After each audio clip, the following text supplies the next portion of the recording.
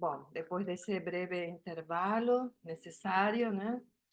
Vamos continuar então com o nosso seminário a cargo da Vera Polo sobre psicanálise, né? Criação e como é? Poesia. Ai, poesia! Oh, esqueci do principal. Não, fala psicanálise. Com você. Com você a palavra, Vera. Obrigada de novo. Bom dia. Bom dia, gente. Bom dia ainda. Então, como a Sandra acabou de lembrar, esse é o nosso seminário continuado, né? Então, eu acho que é o quarto, se não me engano, é o quarto sobre esse tema. E vou lembrar que nós já lemos juntos, já debatemos o mito individual do neurótico, foi? Foi. Depois pegamos o poeta e o fantasiar, né? E quando a Sandra me perguntou, e para essa vez você não vai fazer uma recomendação de leitura? Aí saiu assim, muito sem pensar. Vamos ler uma recordação da infância de Leonardo da Vinci. Saiu por quê?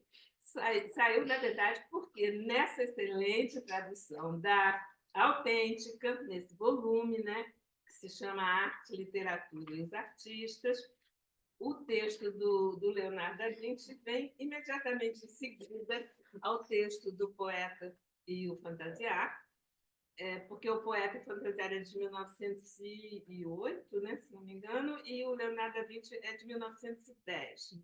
E vem, e nessa edição, que é maravilhosa em todos os sentidos, a gente tem, pela primeira vez, a gente tem os quadros coloridos, né, gente? Quem não tem essa edição, eu acho que devia comprar. Vai ficar com água na boca, porque realmente... Tá boa mesmo, tradição boa. A gente tem a Madonna colorida e tem o quadro de A Virgem e o Menino com Santana, né? Também em cores, então nos ajudam bastante, né? Então, a minha ideia é que a gente não vai esgotar longe disso esse texto hoje, nós vamos trabalhar a parte 1, talvez no máximo um pouco da parte 2. E antes da gente entrar, eu queria fazer umas breves recordações assim do que ficou, né? Para ver se ficou. Então, assim, em 1908, né, quando Freud escreve O Poeta em Fantasiar, ele vai concluir, né, que as explicações que ele levantou ali sobre a questão da criação, da poesia, e acabaram o conduzindo a falar de fantasias, né? Então, é um texto que abordou sobretudo a questão das fantasias e ele disse que as fantasias nos levam ao problema do efeito poético. Né? Isso é uma conclusão. Então, o que é o efeito poético é a questão que surge para Freud nesse momento. E também, na parte bem final do texto, ele diz que há um segredo do poeta, um segredo íntimo do poeta, que é o uso da técnica para superar a repulsão das fantasias. Então, é interessante, porque ele nem tinha dito ainda que as fantasias provocam repulsão, mas aí já disse, né? Está subjacente. As fantasias... e a gente sabe que as fantasias, elas são sobretudo sádicas e masoquistas, né? As fantasias, inclusive as fantasias neuróticas, né? Porque nós temos um exemplo naquele texto, por exemplo, Bate-se numa criança, né? Onde ele fala que as fantasias neuróticas ajudam a esclarecer a perversão, né? Que as fantasias são neuróticas, mas que elas trazem alguma luz sobre a gênese das perversões. A gente vai chegar nesse texto, não hoje, mas em algum momento acho que a gente tem que chegar. Então, ele se pergunta, né? Ele mesmo se pergunta como que acontece isso, como que a técnica vence uma repulsão. Resposta relativamente simples, pelos deslizamentos, pelas metáforas, pelas metonímias, pelas ocultações, pelos recursos linguísticos, né? Alterações, ocultamentos de palavras e, eventualmente, de letras também. Meu celular. Eu vou ver se eu consigo ler para vocês um verso só do Caetano Veloso na letra da música chamada Outras Palavras. Eu dei como dever de casa para os meus alunos do doutorado, eles me responderem rapidamente quantas palavras tem ali. Deixa eu ver onde que eu botei ele.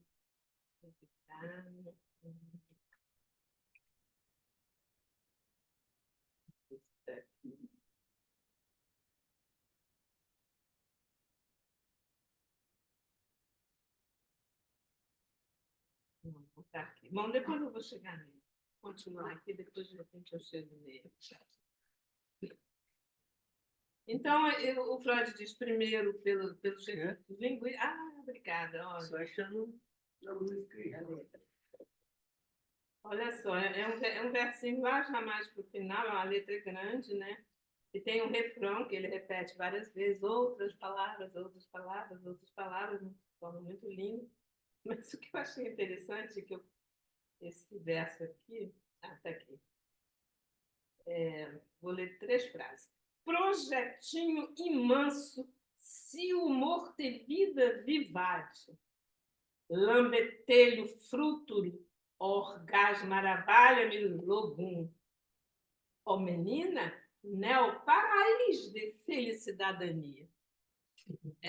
Não sei se deu para vocês. Opa! Orgasmo maravilha. Então, ele diz que também, né, que o poeta oferece um prazer que ele chama de estético e que, na verdade, é um prazer puramente formal, mas é também um prazer preliminar.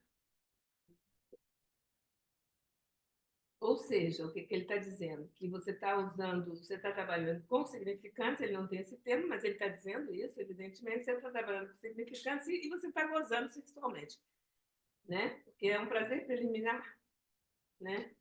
É um prazer o quê, Vera? É formal, mas também o quê? Preliminar. Preliminar, obrigada. Às vezes, obrigada. O termo alemão é Vorlust. Prazer preliminar é Vorlust, com V, V-O-R-L-U-S-T, Vorlust. Uma libertação de tensões. O prazer preliminar, uma libertação de tensões. E ele vai usar a palavra gozo. Logo em seguida, ele vai dizer: o poeta nos coloca na condição de gozarmos de nossas fantasias sem censura e vergonha. Pois bem, Lacan, né? Agora eu vou falar um pouquinho da relação, de retomar um pouquinho, que a gente vem trazendo insistentemente, para chegar a alguma decifração possível em algum momento, talvez, da relação dele com a poesia. Ele diz, bom, primeiro a gente viu que ele, jovenzinho, ele escreve um hiato irracional, né? Que é o nome da poesia que ele escreve, jovenzinho.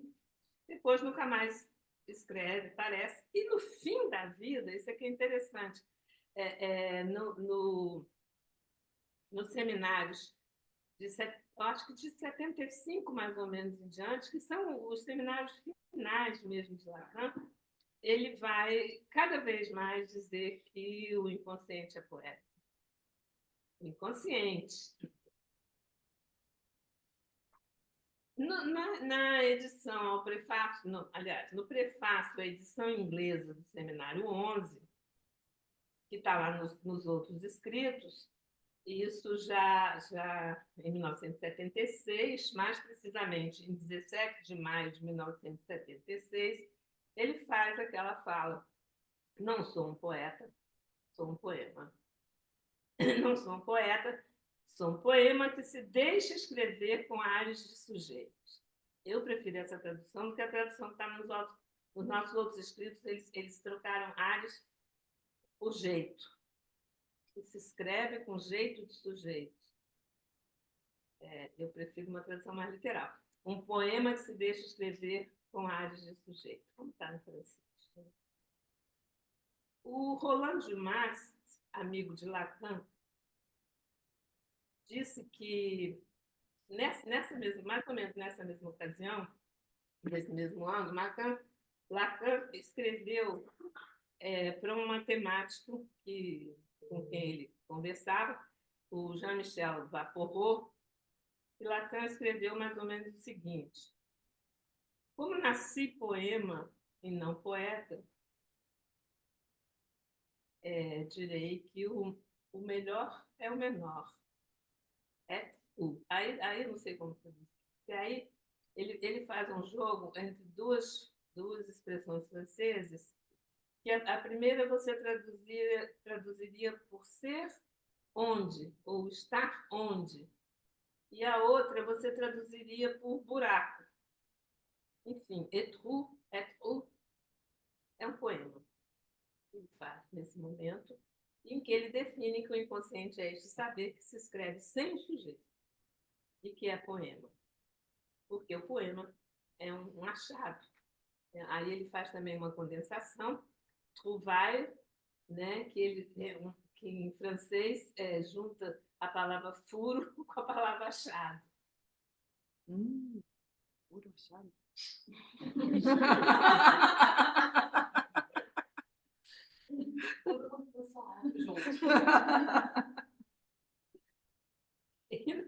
Não. Por que vocês estão rindo? Não peguei a piada.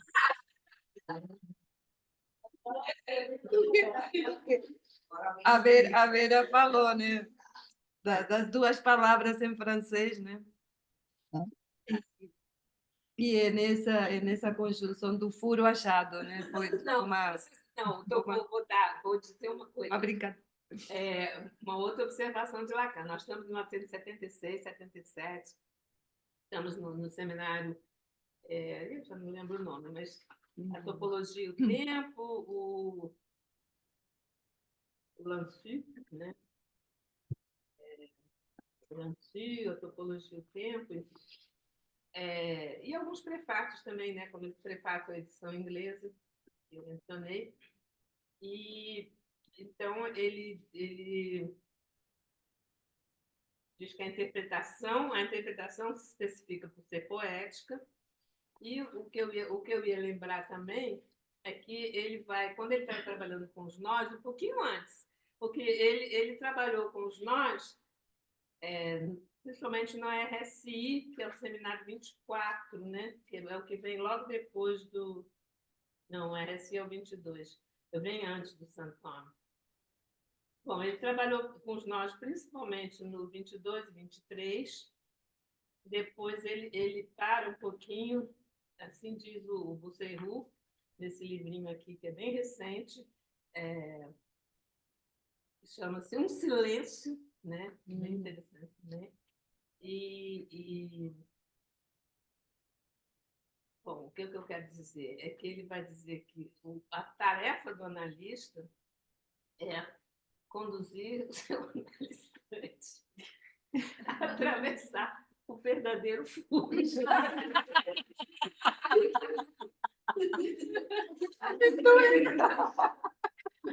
Era mesmo. Existe um nó quando você faz os nós, vocês têm que convidar o Leonardo aqui uma vez para ele fazer. Ele veio, não, ele deu um seminário. Então tem que vir de Ele novo. já deu um seminário. Presencialmente fazer nós. Tem que ser presencialmente fazer nós. Porque quando você faz o nó, você percebe que existem falsos furos e um furo só verdadeiro. E agora você vai ver. Agora você vai responder certinho, eu tenho certeza. Qual é o furo verdadeiro do nó? O que que está localizado no verdadeiro furo do nó? Objeto A. Objeto A, evidente. Evidente. Você tem vários outros furos, mas são falsos. Furinhos São falsos. bobos. Em 17 de maio de 1977, Lacan diz o seguinte: somente a poesia, eu lhes disse, permite a interpretação. Aí ele... Mas eu não alcanço sustentá-la em minha técnica. Não sou suficientemente poeta. Aí ele faz também a condensação em francês, ele junta a palavra poeta, ato e rapidez, a C, né? Rápido. Então ele diz, não sou poeta C. Uma palavra só, ele condensa 3, poeta, ato e pressa, né? Lacan fala, então, do inconsciente poema e da interpretação poética, também na ocasião das jornadas sobre os martelos. Segundo Bossuet, no final da sua obra, no final mesmo, Lacan separa radicalmente a psicanálise da linguística e da filosofia, mas a considera inseparável da poesia e das matemáticas. Na verdade, alguns anos antes, ele tinha sido indagado sobre se ele não era incompreensível, se a obra dele não era incompreensível. E sabe o que ele fez? Ele responde totalmente ao lado. Aliás, ele diz mesmo que a gente deve aprender a responder ao lado. Ele responde totalmente ao lado e diz assim, o que eu constato é uma incompreensão matemática. Mas a incompreensão matemática ela tem a ver com amor à verdade.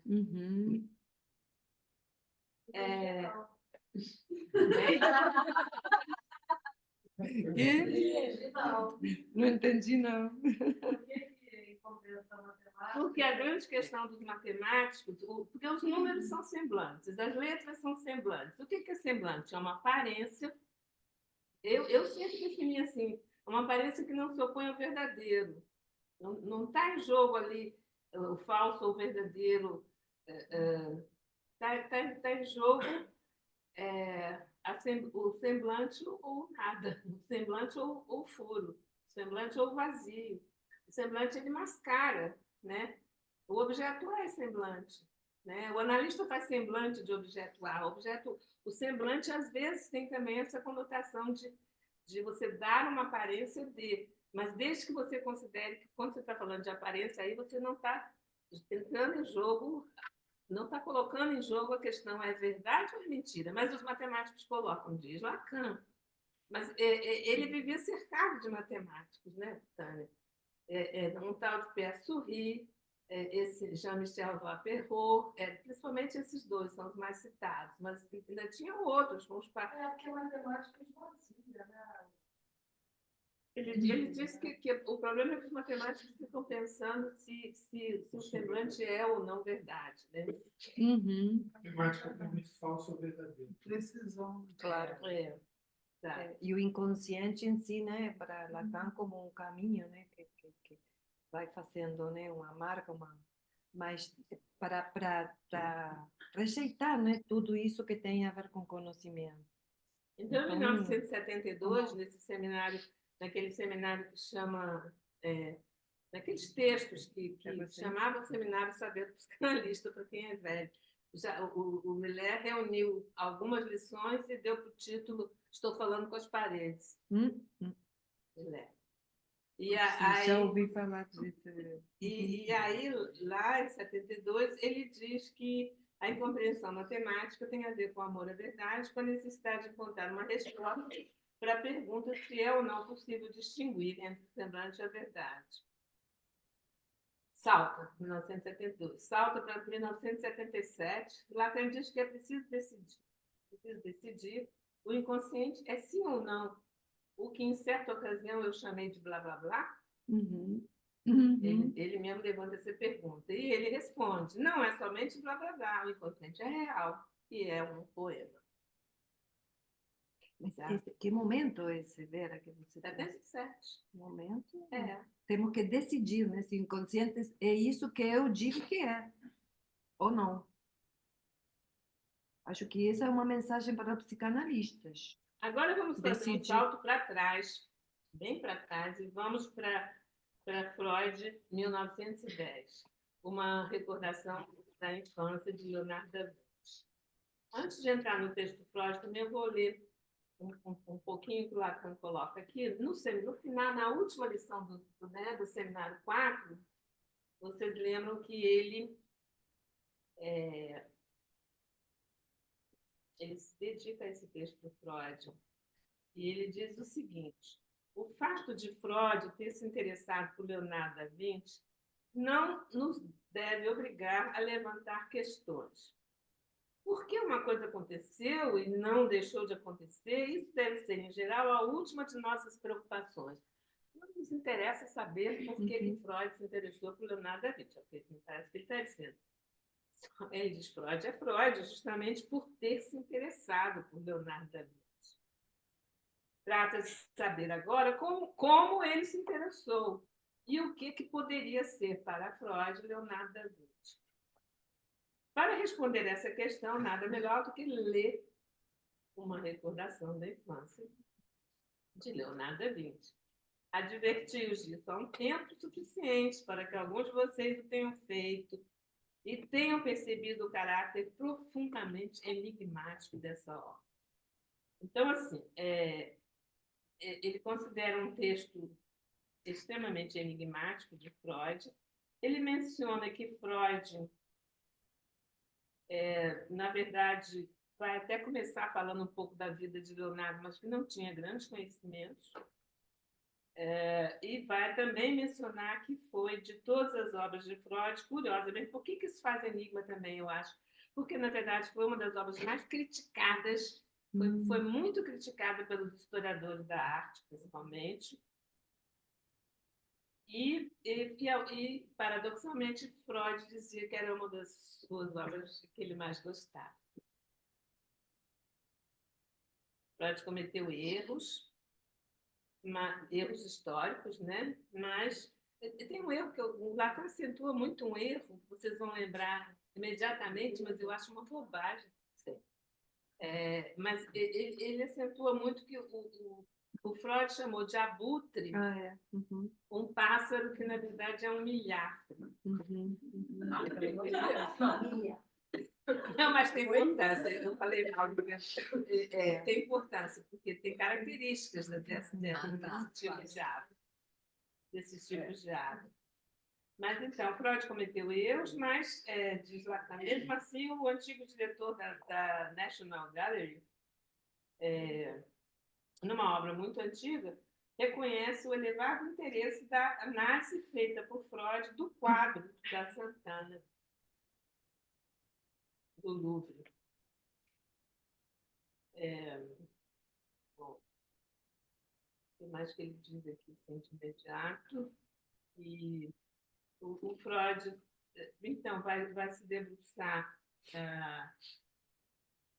no que o Leonardo da Vinci chama de uma recordação de infância, e Freud vai dizer é uma fantasia, né? Porque diz que a gente sabe muito pouco da vida de Leonardo da Vinci, porque a gente sabe que ele foi um filho bastardo, que ele até os... Mas que naquela época parece que não era tão censurado assim, né? Pelo que eu entendi. Então ele viveu sozinho com a mãe até aproximadamente os 5 anos de idade. Os 5 anos de idade, o pai dele se casa, não, o pai dele já tinha se casado e não estava conseguindo ter filhos com a mulher oficial, né? Então, e aí, aos 5 anos, ele é carregado para a casa do pai, e é uma casa de gente rica, pelo que eu entendi, né? A mãe era pobre, né? Hein? A mãe dele. E a mãe dele, em contrapartida, era pobre. Camponesa. Caterina. A gente sabe muito pouca coisa.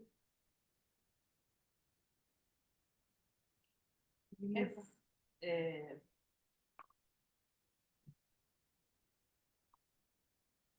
deixa eu chegar lá. Bom, deixa eu terminar aqui o que Lacan, como que Lacan introduz. Também não vou me deter longamente aqui, vou deter em outra ocasião, mas só lembrar que Lacan introduz assim, então, lembrando que é um caso que Freud vai levantar a questão de uma intrusão sexual na fantasia.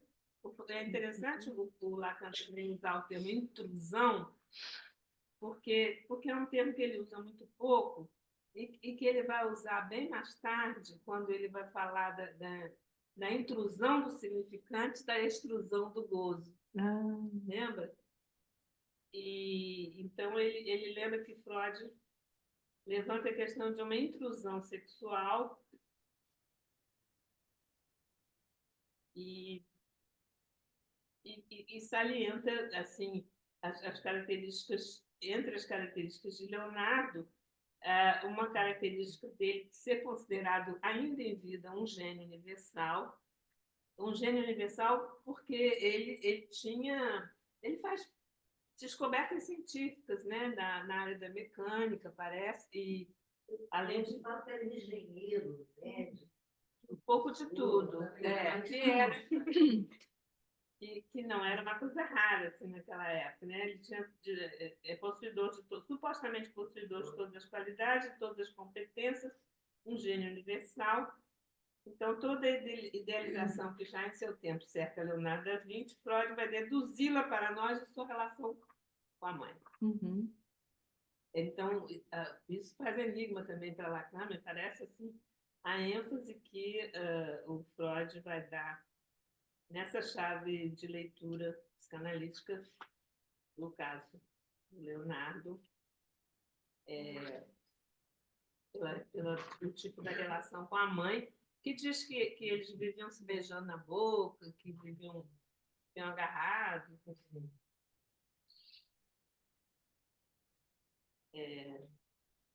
Então, assim, vamos ver um pouquinho do que Freud diz aqui. Né? Como um dos grandes homens da Renascença italiana, Leonardo da Vinci, então ele nasce no século XV, né, e morre no século XVI, no início do século XVI. Já era admirado pelos seus contemporâneos e, de fato, ele já lhes parecia misterioso, tal como agora ainda é para nós. O pesquisador... Então, me parece que uma das teses, pelo menos, que Freud vai sustentar é que ele tinha duas pulsões contrárias, não sei se contrárias, mas contraditórias. Né? Ele tinha uma pulsão epistemofílica, né? Um desejo de saber, e ao mesmo tempo, uma pulsão sexual profundamente inibida. Né? É um caso de inibição, de forte inibição sexual. Eu acho que valeria em algum momento, talvez a gente fazer um exercício, tentar colocar no nó, né? No nó da inibição, sintoma e angústia. Então, ele acha que o pesquisador em seu desenvolvimento nunca deixou inteiramente de lado o artista, embora o obstruindo com frequência e talvez, ao final, o tenha reprimido. E não é recalcado, é reprimido mesmo, porque é interessante que os tradutores da autêntica tem esse cuidado. Né? O termo do alemão é Unterdrückt, não é Verdrängt, é Unterdrückt. Mas não era porque ele era homossexual naquela época, certo? Ele tinha o Freud... o único lugar também onde o Freud usa a expressão de ele tinha uma homossexualidade ideal. Né? Que não ele sofreu um processo, inclusive, né? Ele sofreu um processo, mas ele foi absolvido. Processo de quê? De abuso sexual. Relações com abuso. Porque ele vivia cercado de jovens, bem jovens, que eram os alunos dele, né? Inclusive, ele deixa pequena dele, foi muito embora, né? Que era o Deixou, exatamente, deixou a herança dele assim. Exatamente. Exatamente. Acho que impressionava os jovens também, sempre muito belos, né? Exatamente. Não pelo talento, de pouco talentosos.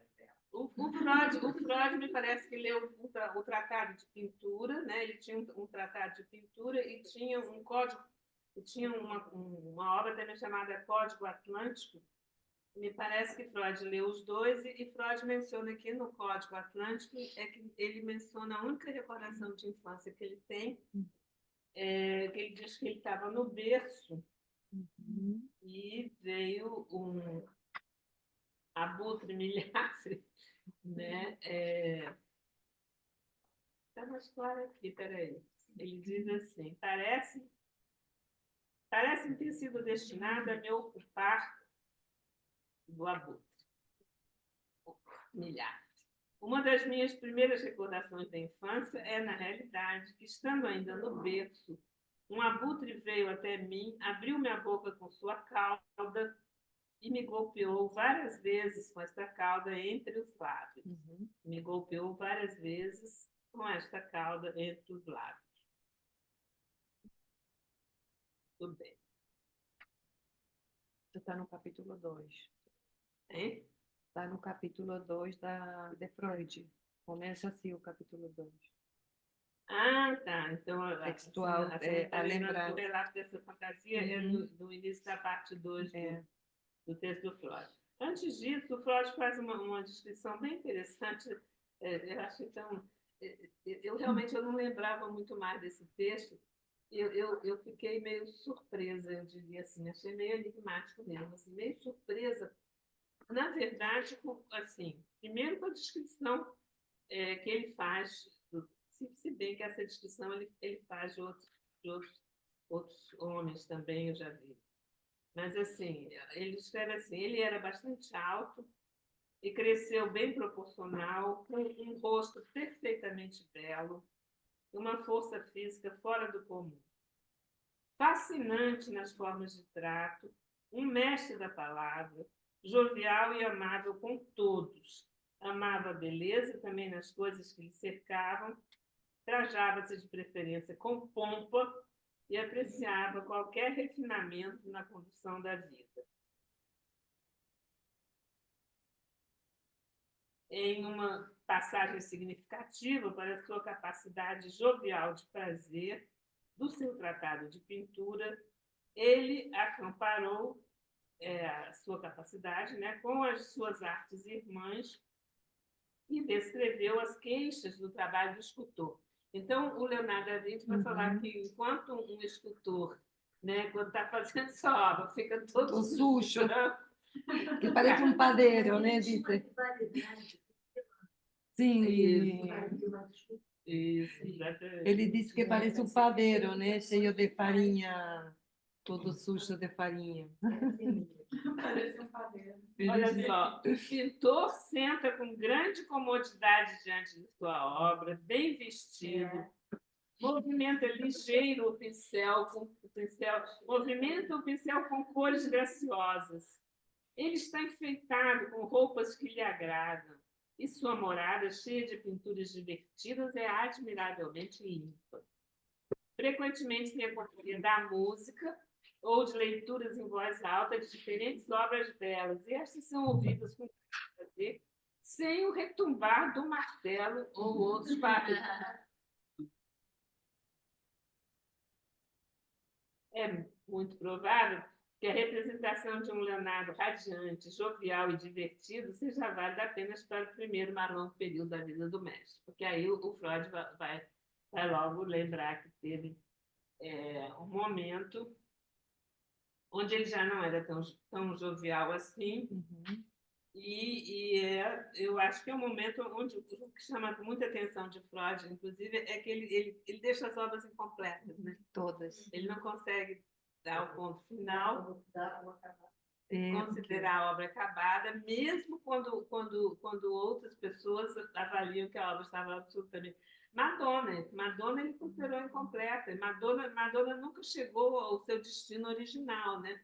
Porque ela foi uma encomenda, né? Ele não entregou.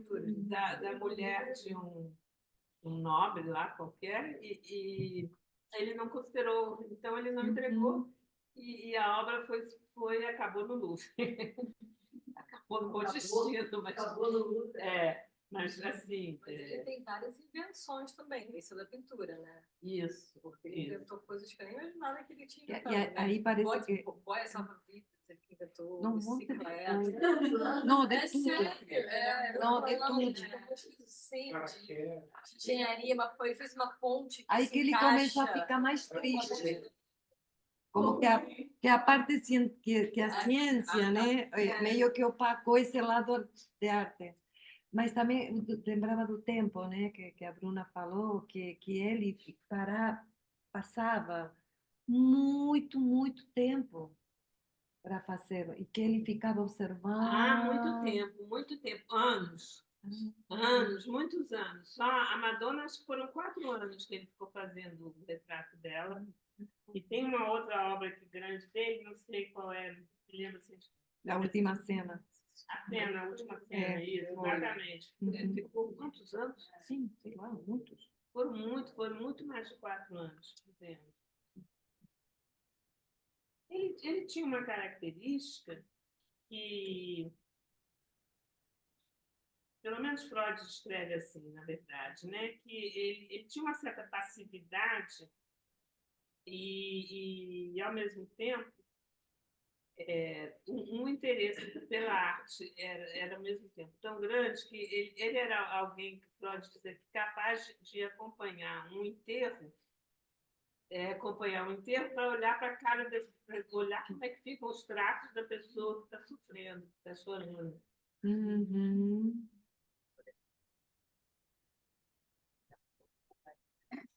Sim, Foi?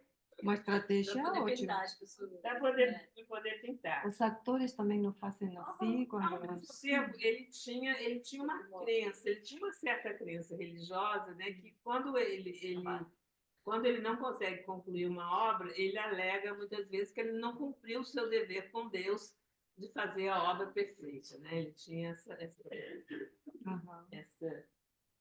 olha só, então ele em algum momento ele considerou, inclusive, que se ele não alcançava o que ele queria, é porque talvez estivesse servindo a arte negra, né?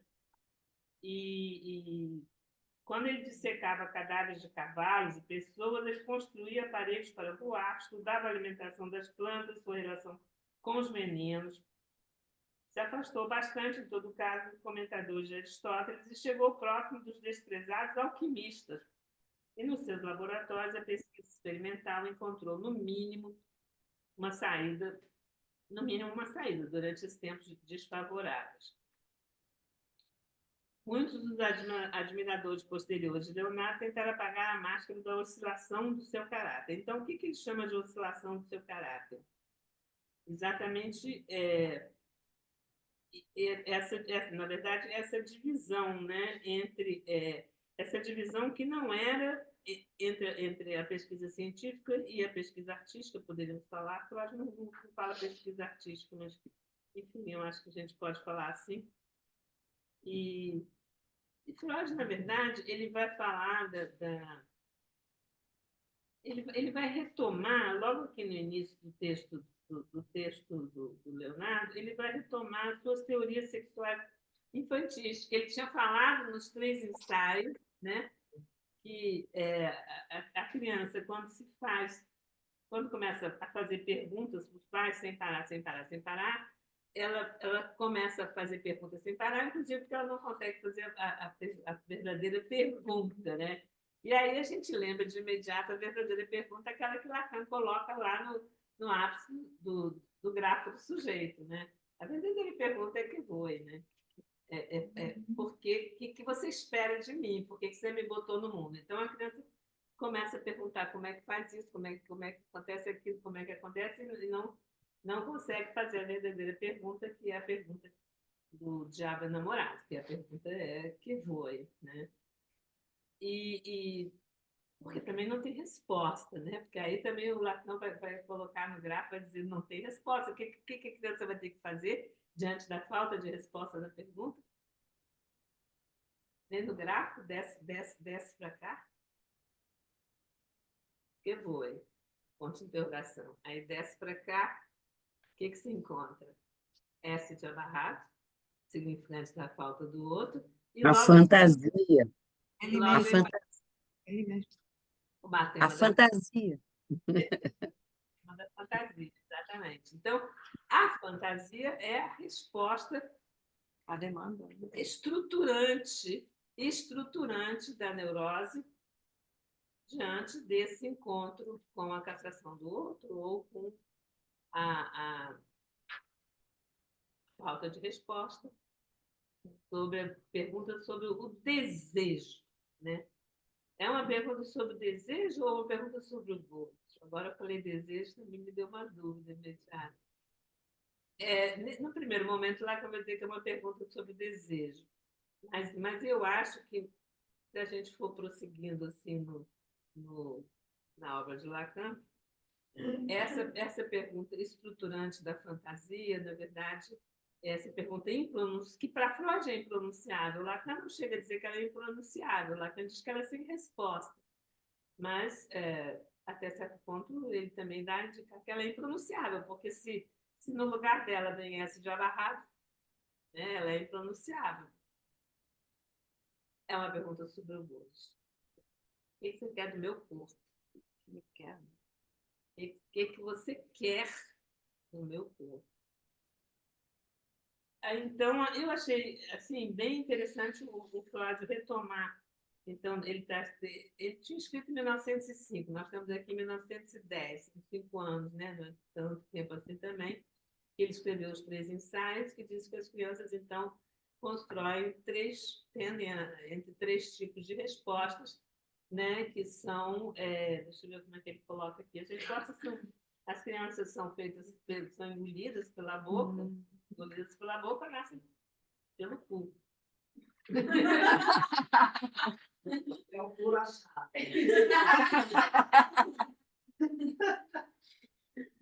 Ou são as outras 2 respostas. Uma outra resposta da teoria sexual foi tipo, é interessante a gente pensar se essas teorias são válidas ainda hoje, né? Eu acho que são, mas de todo modo acho que a gente tem que refletir, porque sociedade escópica, né, é alguma coisa bem diferente da sociedade das crianças freudianas, né?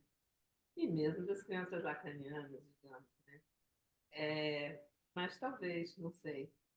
Vamos tentar refletir. Então, o Freud diz a teoria do coito sádico, né? Seu pai está matando minha mãe, né? Os dois estão lá brigando, se matando um ao outro.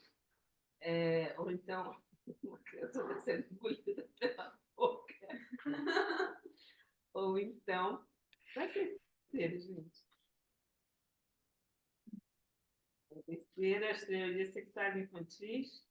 Vocês não lembram? Não. Estou na cabeça que ele fala do vento, né? Que engravida pelo vento, mas aí já era quando ele vai falar do David. Do abutre, que não é o abutre. Não sabemos.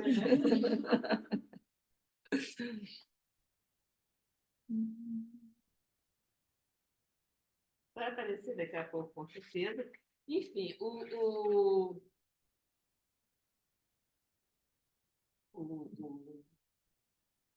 Leonardo considerava o ato sexual, né, o ato procriador, abominável. Eu acho que é por isso que Freud retoma também as teorias sexuais infantis, né? Porque diz que Leonardo era vegetariano. Uhum. Já tinha vegetariano naquela época. Ele se recusava. Tinha peninha de comer. comprava pássaros, ele ia no mercado comprar pássaros para Soltava. depois os libertar, isso também é bem interessante. Uhum. E aí, por que não entendi. Estranho isso que ela falou. Claro, comprar os pássaros para libertar. Essa sensibilidade, aí Freud diz assim, olha só, sensibilidade delicadamente feminina não lhe impedia de acompanhar criminosos, que eu estava falando antes, criminosos condenados a caminho de sua execução, para estudar a mímica distorcida de Uhum. seus olhos e desenhá-los no seu caderno. Com frequência parecia indiferente ao bem e ao mal, e com um critério especial para tornar-se sensato. A comparação com Goethe não pode deixar de ser feita aqui, no sentido de que todos os dois, tanto Goethe quanto Leonardo da Vinci, não participaram das guerras, né? Ele condenava, né, as guerras. Da- Pacífico, Mas ele fez instrumento. Ele fez. Mas esse é outro momento. Ele fez instrumentos, né, de guerra. Por isso eu disse que tem esses aspectos contraditórios, né, de Leonardo, aspectos bem contraditórios dele. Né? Ele não comia carne porque se peninha, libertava, mas por outro lado... É. Exatamente. Ele não participava nos eventos, Uhum. mas ele criava uma... Ele foi contratado por um Ludovico para abastecer ele com ideias para que ele fizesse as máquinas pensadas por ele. E Ele ele sabia que estava fazendo máquina para guerra?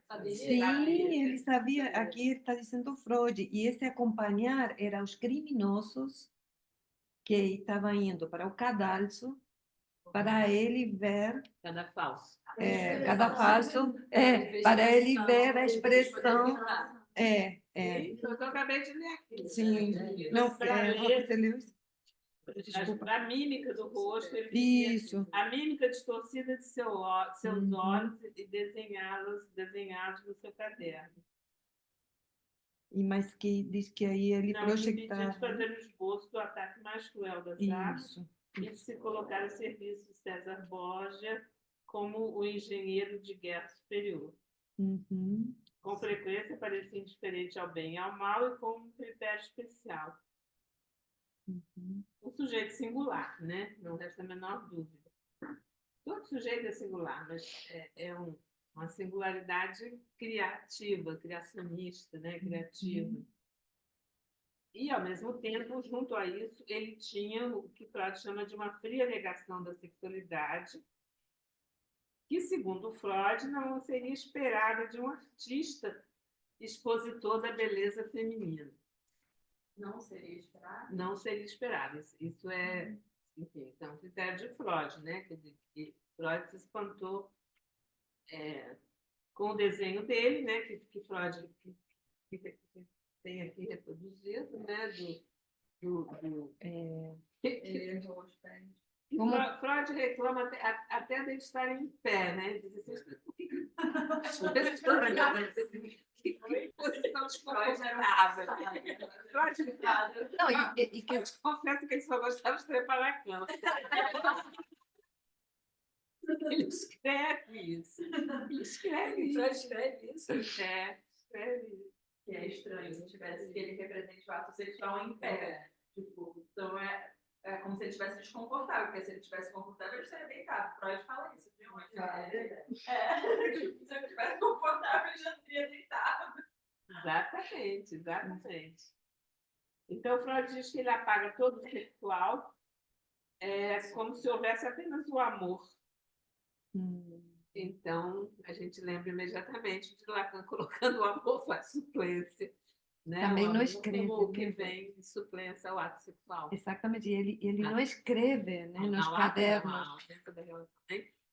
Não escreve nos cadernos dele nada a respeito dessa fase que ele era, né, um alto soldado aí na guerra, né, e todas essas atrocidades, tudo aquilo que passou com César, ele não escreve no caderno. Aí, como você disse, como que ele apaga. Apaga mesmo também. Aí, O Freud fala fria negação da sexualidade. E aí ele cita um autor que teria ouvido de Leonardo o seguinte, né, que o ato procriador, tudo que está relacionado a ele é tão abominável que as pessoas logo deveriam morrer, caso não houvesse um costume há muito utilizado e se ainda não houvesse belos rostos e sensíveis aptidões. Então, só devem sobreviver as pessoas depois do ato sexual, diz ele, das pessoas vão morrer. Menos as que são bonitas, porque belos rostos vale a pena permanecer no mundo. Só, né? Leonardo devia ser engraçado. Nossa, para mim não. Isso não faço questão, né? Aham. Então, gente, os comentários de Freud são muito inacreditáveis. incrível, São muito incrível. inacreditáveis. Assim. Ele estava com sexo na cabeça. Tava. Deixou Deixou muita coisa escrita. Deixou muita coisa. Por quê? Porque ele vai falar do mamilo, do desenho do mamilo. Foi. Né? E Leonardo nunca deve ter visto uma mulher amamentando um filho, porque se ela tivesse visto uma mulher amamentando um filho, teria percebido que o leite sai por vários poros diferentes. Eu nunca tinha pensado nisso. Mas a gente fica reparando, né? E Freud estava reparando. Estava atento aos mamilos. Porque Leonardo era tão perfeccionista. Vera, eu acho que talvez aí tenha algo da formação médica de Freud no sentido da anatomia do corpo. Com certeza, com certeza. Né? Com certeza. Tem algo da formação Que aqueles tempos eles não tinham acesso aos corpos, né? Era proibido. E que não deixa de ser também um interesse de Leonardo da Vinci, porque dissecava corpos, não só de animais, como de pessoas, né? Leonardo da Vinci, para estudar, para fazer uma obra de arte, ele primeiro dissecou corpos, enfim. Quer dizer, naquela época não existia uma formação médica propriamente, que é o caso já da época de Freud. Então, Leonardo da Vinci também tem esse interesse, ainda que Freud tenha já uma formação que, digamos, já é acadêmica, porque as ciências são depois, né? Aí a gente vai destrinchar coisas. Mas, enfim, resumindo, eu acho que isso diz um pouco, né, da formação também de Freud. É só isso, quando você falou da observação. Não que Freud, de fato, não tenha interesse, né? Enfim. Eu acho que favorece, digamos assim, mas não justifica, né? A formação médica favorece, mas não justifica, porque por exemplo, a questão da teoria, né? Do início mesmo, do início da teoria de Freud. Começa, né? Os histéricos sofrem de lembranças sexuais, né? Ele diz, Charcot tinha falado isso, Freud tinha falado isso, com outras palavras, não sei mais quem, 3 pessoas tinham buzinado nos ouvidos dele que as suas pacientes histéricas tinham questões, estavam falando de uma satisfação sexual substituta, mas não conseguiram assumir, né? O próprio Charcot. Sim. Né? Sim. Não, e de fato os nossos interesses intelectuais têm, lógico, né? Se a gente está falando da sexualidade muito mais ampla, entendi. É só a questão da especificidade que eu achei interessante, porque, né, traz para a gente também essa questão, como eu agora aqui na minha imaginação lembrei da diferença entre o Rábula e o advogado, né? Eu diria que seria uma formação, a formação médica de Da Vinci é uma formação do prático, né? Como a gente tinha também do dentista prático, né? e de Freud já é uma formação mais específica acadêmica, porque é uma outra época, inclusive. Mas, enfim, é só coisas da minha imaginação também. Aqui, realmente, no texto Freud, fala que Leonardo dissecava cadáveres de cavalos e de pessoas. Eu costumava dizer, então acho que eu estou errada, mas eu costumava dizer que só começa no século XVII a dissecação de cadáveres, porque eu sempre achava que foi com o corte cartesiano e, né, que começa com uma outra que lança uma concepção de corpo nada divino mais, né, digamos um corpo mensurável, né, um corpo altura e largura, né, e não é mais objetivoso, não é como é que a gente pode dizer? Então, essa separação, o corpo res extensa, vira uma coisa extensa, uma res extensa. Então, e a medicina, e o que Lacan acentua muito é que aí começa o chamado período da medicina chamado período científico, que a medicina científica começa após o corte epistemológico produzido por Descartes com seu cogito. Penso, logo sou. Porque ele separa o cogito da res extensa. a alma do corpo. Exato. E aí mas se Freud está certo aqui, já havia, mesmo antes disso, alguma dissecação de cadáver. Ou Leonardo era tão ousado também, pode ser, né? Que, Século XVII. pois é. Porque antes era proibido mesmo, Era. né? A pessoa era presa. Tem que ter Ou aquele Leonardo físico. fazia coisas proibidas, né? Também pode ser. Ele trazia coisas Você sabe, só por curiosidade, ele inventou, quando eu entrei nessa câmera, sei lá, de espelhos, que são todos os espelhos para poder ver todos os ângulos da pessoa para poder pintar. Olha que coisa interessante que a Bruna está trazendo, gente. Porque Leonardo concebeu uma câmara de espelhos, que então a pessoa fica sendo espelhada nas laterais, né? Em todos os ângulos. Todos os Para ângulos. poder pintar as pessoas. Ele inventou isso assim, antes de todos os ângulos. Para ele não se mexer, né? Também não mexer o corpo, aí o Não precisa se mexer, o espelho para poder ver de todos os ângulos. Isso que eu estou falando, vai nos enterros e tem essa câmera. Que ele mesmo inventou. Então, assim, o Freud comentando esse desenho do coito, né, que o Leonardo faz, diz que é expressamente extraordinária a posição com a qual Leonardo compôs o coito. Há quadros e desenhos de artistas talentosos que representam o coito a tergo, a latéria, entre outros. Mas, para desenhar um ato sexual em pé, é preciso supor um recalque sexual muito forte e especial, como causa dessa representação solitária próxima do grotesco.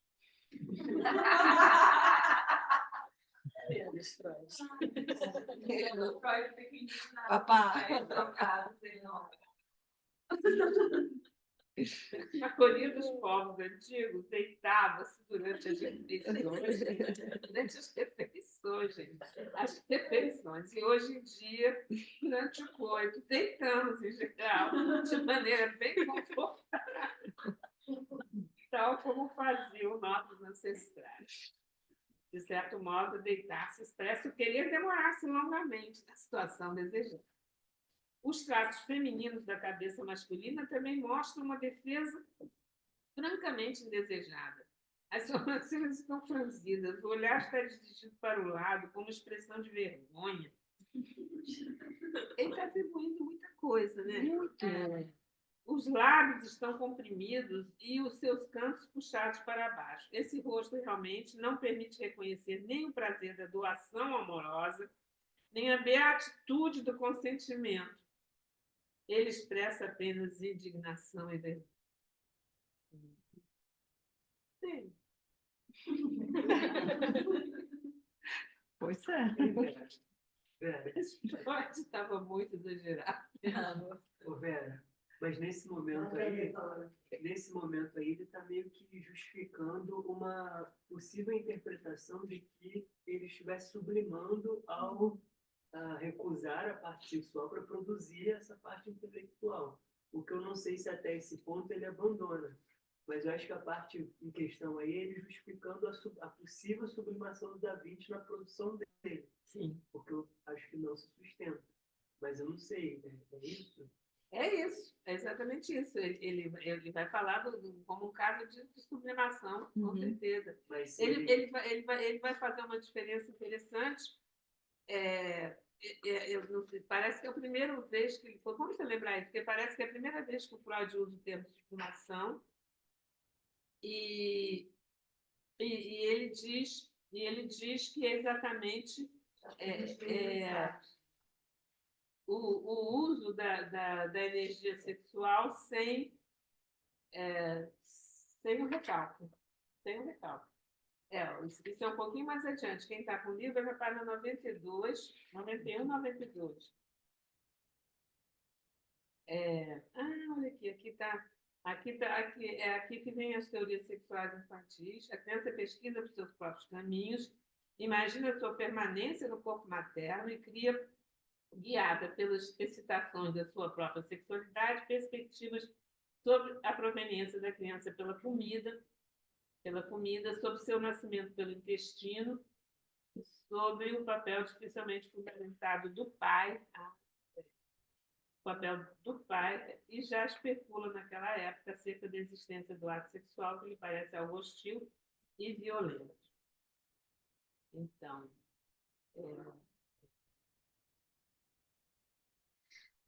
sabe a história porque essa presença ali do pai vai associar isso, né? exatamente, porque ele só vai ter a presença do pai a partir de 5 anos de idade, né?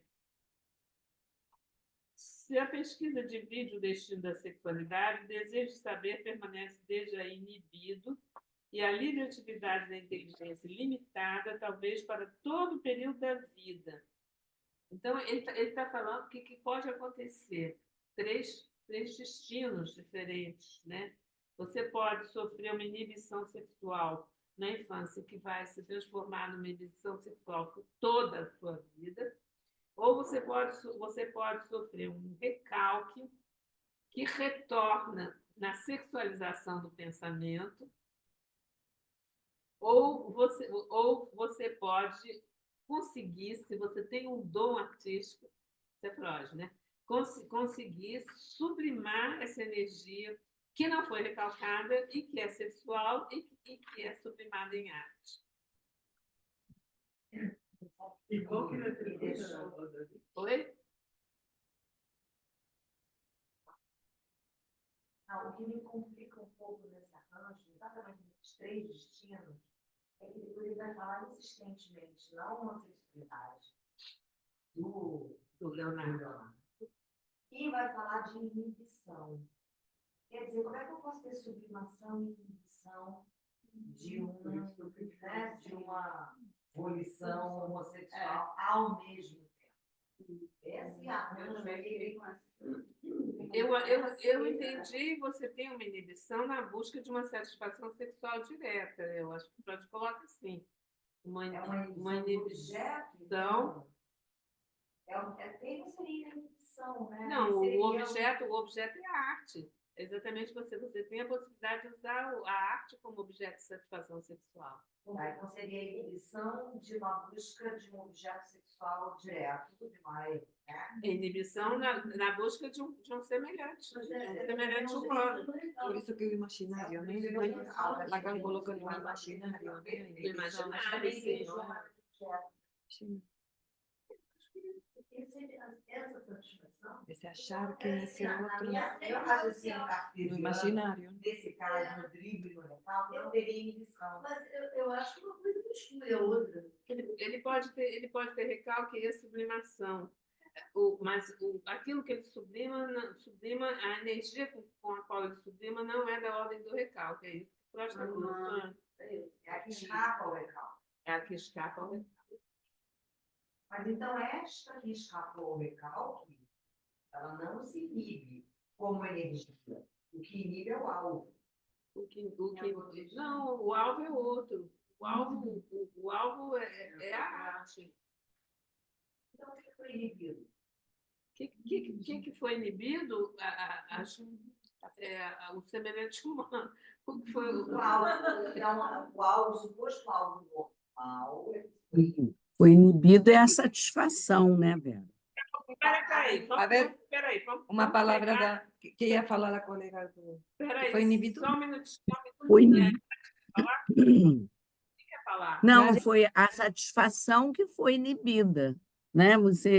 A satisfação imediata é que foi inibida, aquela satisfação que ele busca imediata, né? Essa que seria a inibição, né? A inibição pelo que eu estou entendendo aqui nesse texto, o que Freud está colocando, é a inibição do ato sexual. Do ato sexual. Sexual, podemos dizer também. Mas, ao mesmo tempo, a gente sabe que a sublimação, ele não menciona a sublimação, ele não fala explicitamente, fala. Quer ver? O que ele fala aqui, exatamente. Quer dizer, vamos ler esse pedaço aqui para ver como é que a gente entende esses três caminhos diferentes que ele coloca. Ele ressalta muito em Leonardo uma coisa chamada desejo de saber, né? que é bem interessante, porque é um termo que a gente sabe que é uma coisa que o Lacan questiona muito, né? Assim, quando a pulsão, como pulsão, o Lacan coloca o desejo de saber quase como alguma coisa que você só alcança pela análise, quase, eu acho que ele quase coloca assim, porque ele diz, Lacan diz explicitamente, eu não concordo com a assertiva de Freud, que é uma pulsão de saber, né? Uma pulsão epistemofílica, que é uma pulsão de saber. E ele usa a fala de uma anorexia, eu sempre lembro isso, né? Que ele diz uma vez, eu conheci uma jovem anorexia, e perguntei a ela por que ela recusava comer, e ela diz que eu passei a recusar no momento que eu comecei a questionar demais o que significa alimentar-se. Então, assim, não há uma pulsão, quer dizer, não há uma espontaneidade, um desejo de saber. Não que não exista, né? E não que a gente vá dizer que Leonardo não tinha um desejo de saber. Não, tudo indica que tinha muito, né? Realmente. Acabadas as obras dele, para manter esse desejo de saber. Apetite, né? Acá fala a palavra apetite. Exigência tão grande pela perfeição que ele não conseguia enterrar. O casamento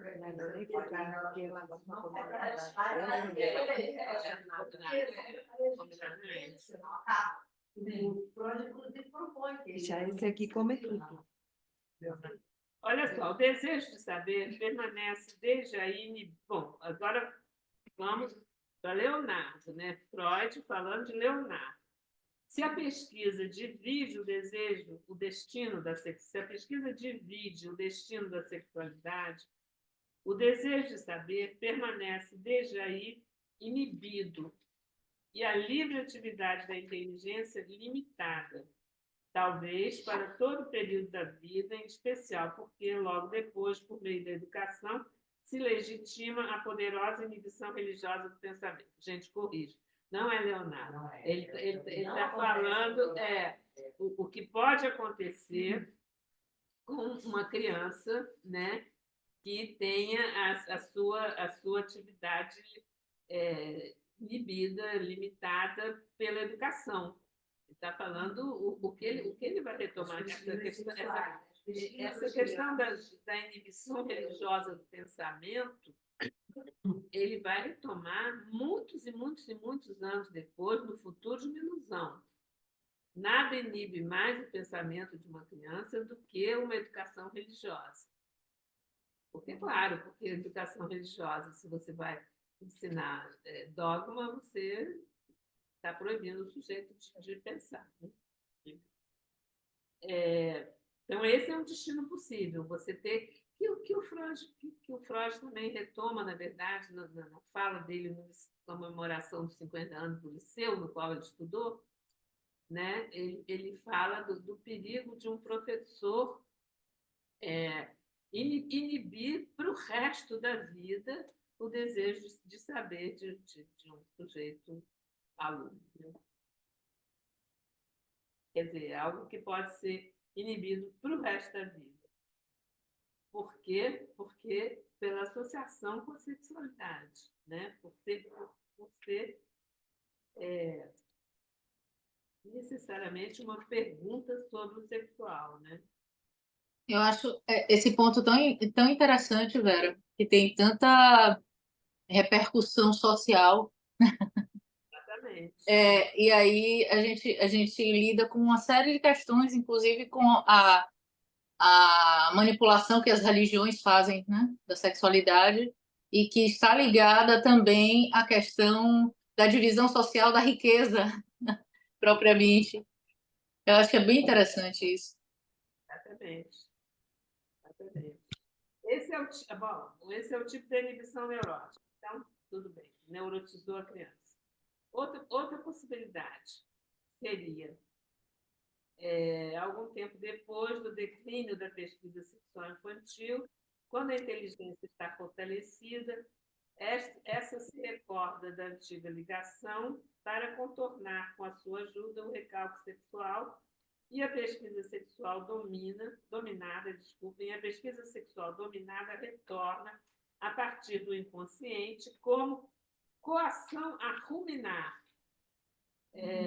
Grubelswang, eles puseram também o alemão aqui, Grubelswang é uma compulsão a pensar. Esse aqui neurotizou obsessivamente, né? Porque, então, é o retorno do sexual no pensamento.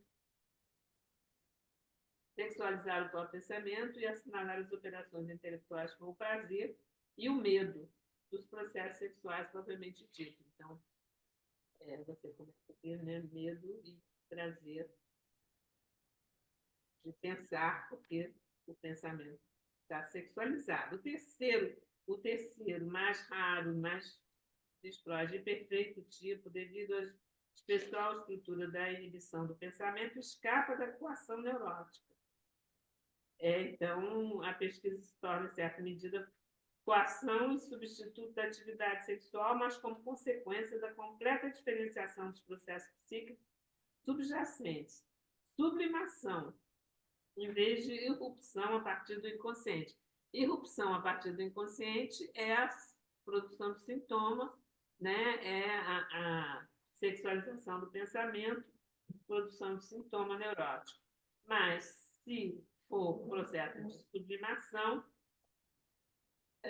permanece o caráter de neurose, mas suprimindo a ligação com o complexo originário da pesquisa sexual infantil, e a pulsão pode agir livre, a serviço do interesse intelectual. Ele ainda leva em conta o recalque sexual, que tornou esse interesse muito forte por meio do complemento da libido sublimada, enquanto evita ocupar-se com temas sexuais. Acho que deu para entender, né? Sim. Qual é a diferença entre o simples recalque com a irrupção a partir do inconsciente ou o recalque mais a sublimação, e ele não coloca como inconsciente, ele não diz que seja vindo do inconsciente. A sublimação em vez da irrupção a partir do inconsciente. Não foi recalcado. Não foi recalcado. Agora, quem seria errado de estar falando de história que o Leonardo estaria falando, quando ele abandona um pouco a pintura e vai se dedicar no final da vida à produção científica.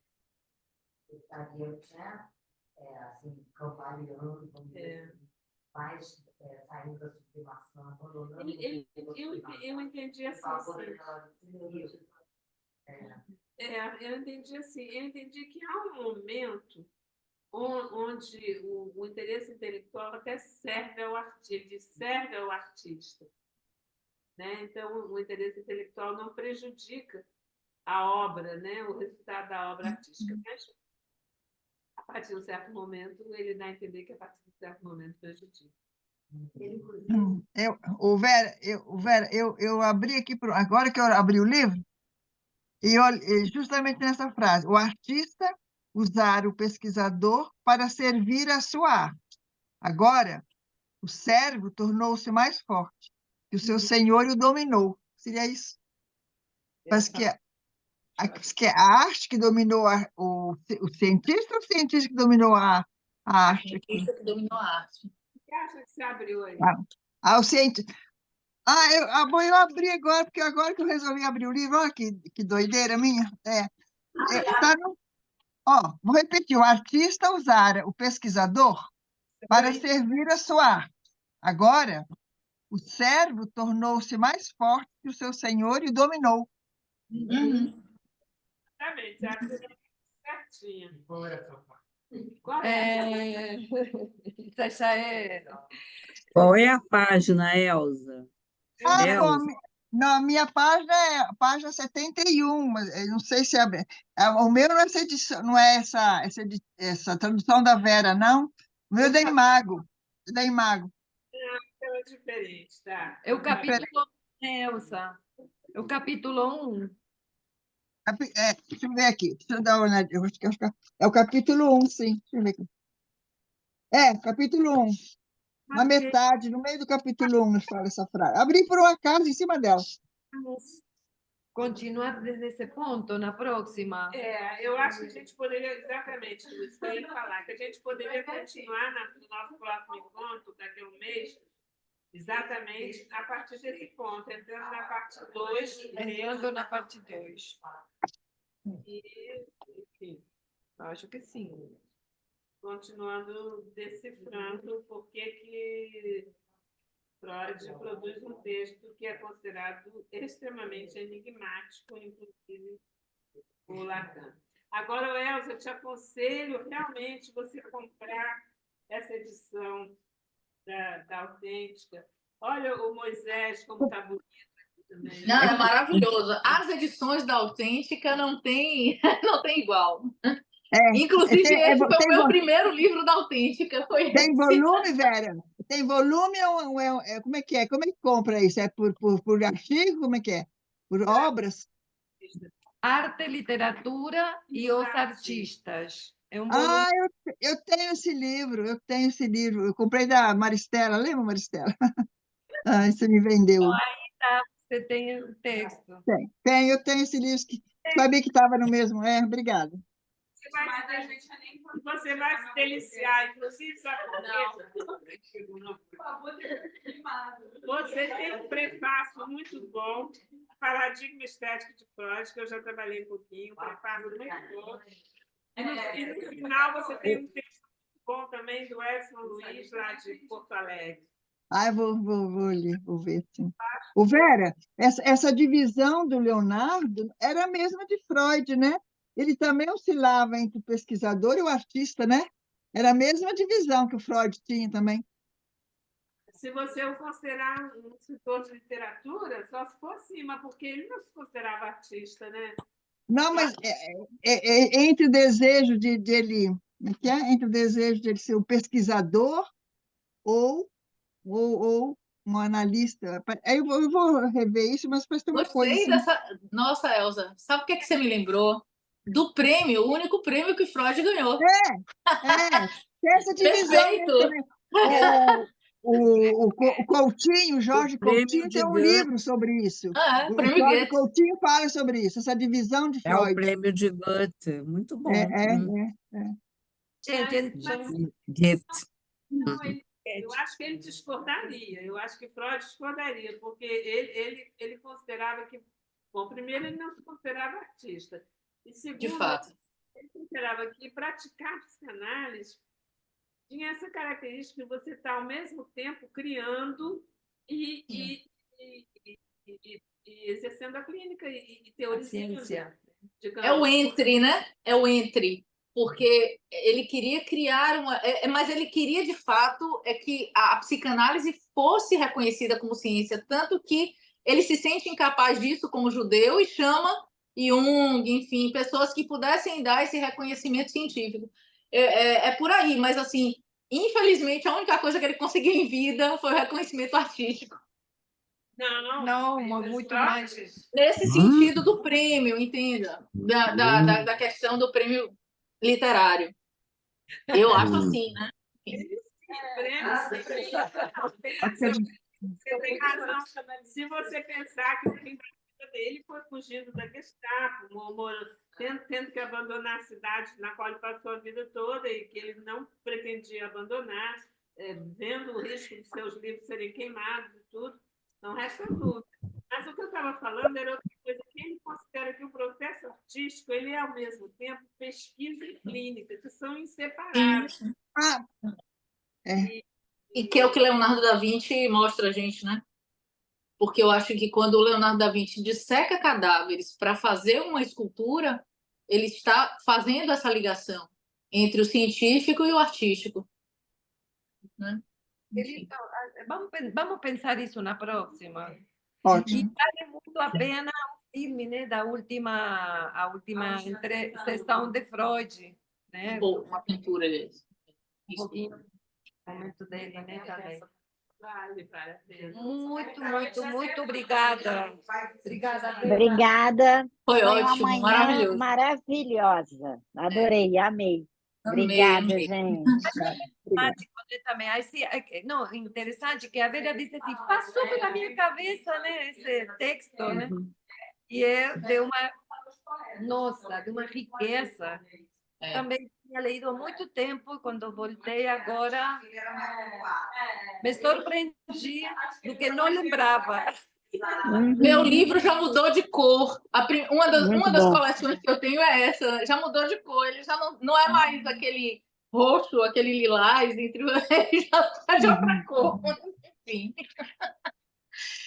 Mas eu vou procurar essa edição, porque eu estou com muitas caixas ainda aí para Agora a procurar. edição é verdinha. É. Verdinha. Gente, muito obrigada, hein? Valeu. Obrigada.